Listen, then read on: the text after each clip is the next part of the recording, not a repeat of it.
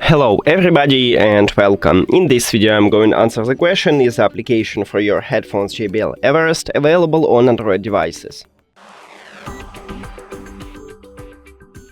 So, I already installed the application what JBL offer for the headphones, and if we open it and try to edit, right here we can see supported devices.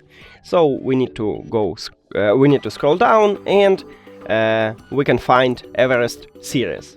So, as you can see right here is Everest Elite, and right here we have Elite.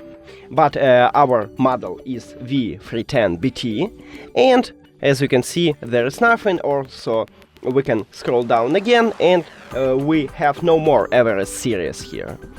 And my short answer is no, it's not available on Android devices. Thank you for watching this video. If you found it helpful, please consider subscribing to the channel and leave a like on the video. See you later!